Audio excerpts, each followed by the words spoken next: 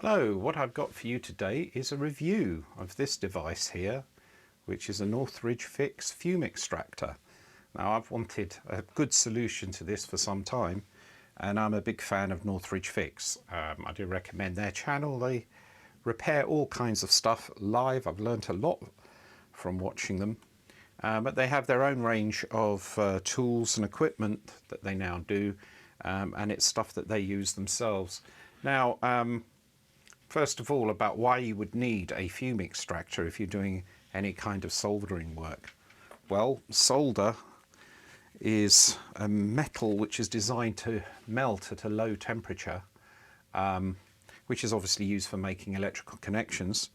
If you're not aware, inside these solder threads, whatever you want to call it, you have throughout there are little cores of flux, and flux being a compound, organic compound, which has the side effect of preventing oxidization of the alloy when it is melted. Because if you don't use flux, what happens is it starts to oxidize in air, and then it becomes an oxide of, or has on the surface anyway, of the molten solder or oxide of that alloy, and then it doesn't mix properly because that acts as a kind of barrier to it, and so it doesn't flow properly, and it's not a good idea to try and do that. You really can't solder without it.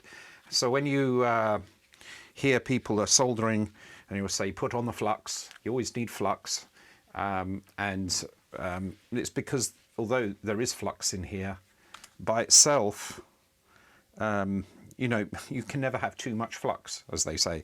So the problem is, though, that flux produces fumes,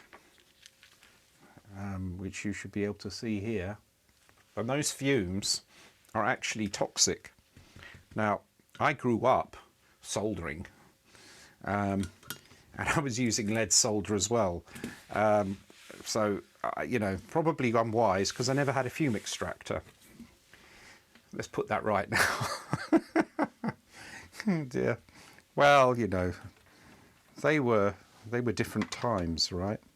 So I'll get ready to plug that in.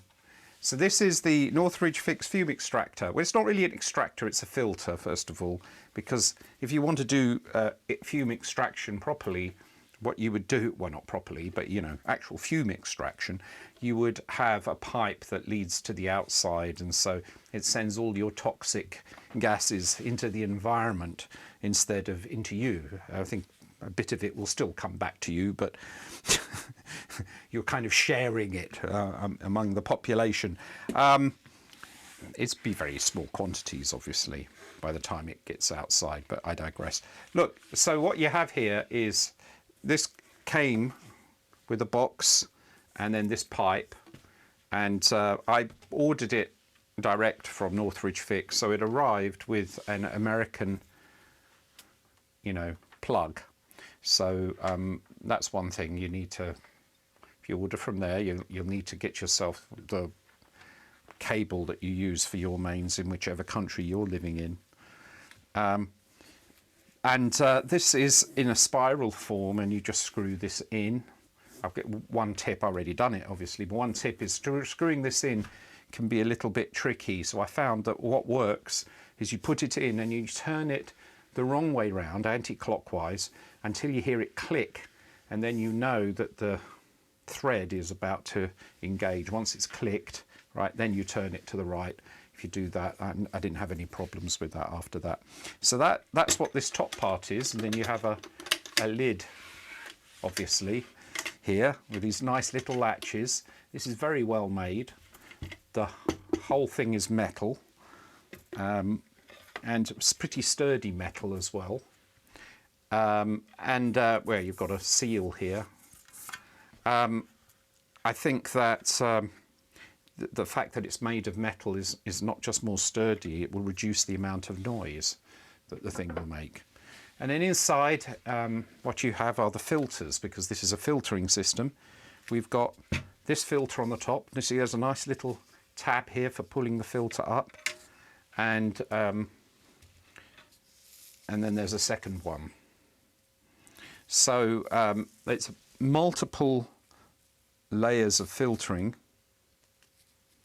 There's a little tiny spot of plastic there. Let me get rid of that.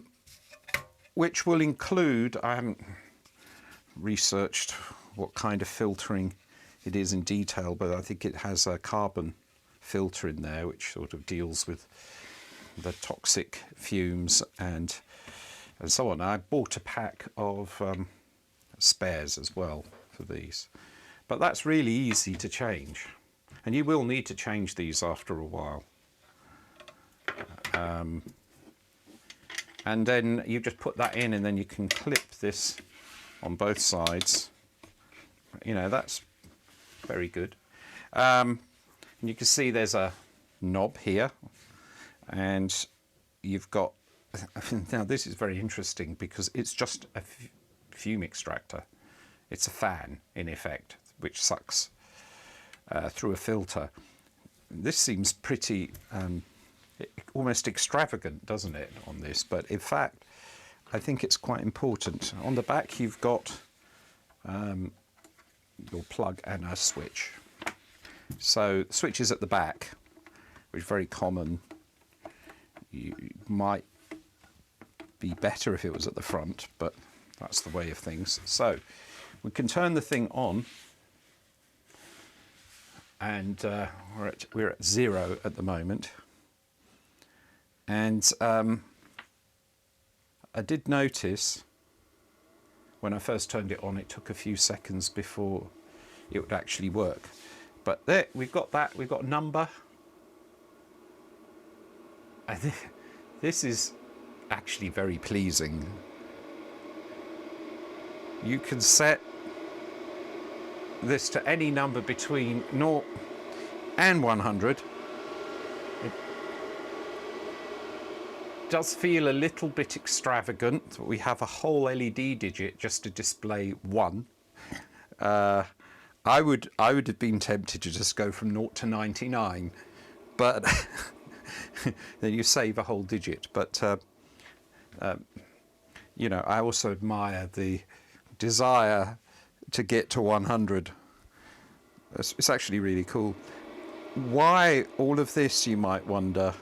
And I was thinking about this, but you see, it's a balance between the suction power, the filtering, and balance between that and noise.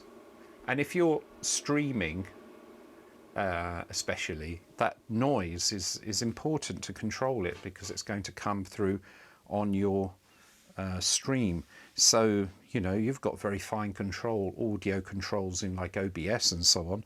Why not have a fine control here? And so you could decide that when you're doing this, you put it on 36 and say that's just where I want it.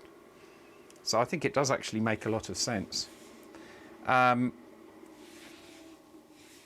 think if I was to be really picky, because, you know, going this way, this far, I would say that the display, there's a little bit of unevenness in the digits. That isn't going to affect anything. But when you when you've gone this far to create something, I think it's actually quite beautiful in terms of design. I mention it, but it doesn't matter. Then we have this pipe here, you see. So this is because you need it to point down at the thing, and this is also really good design. The thing is just going to sit here.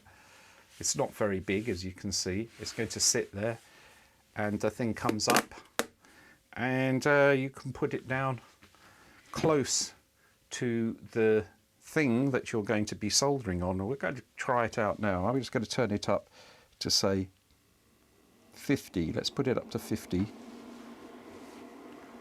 And I'm going to try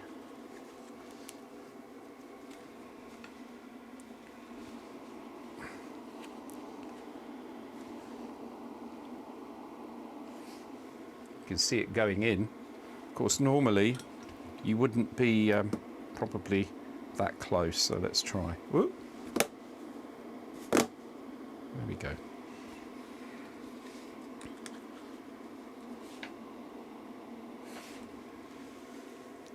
most of it, almost all of it, is going. It's doing its job, vastly reducing the amount that will escape. I'm only on 50 here. If I turn this up, we'll go to 100, and probably even more.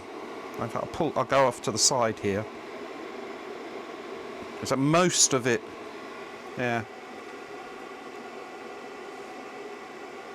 So you do need to be within a certain range, but I mean that's of course normal. I haven't got my glasses, I can't see. No.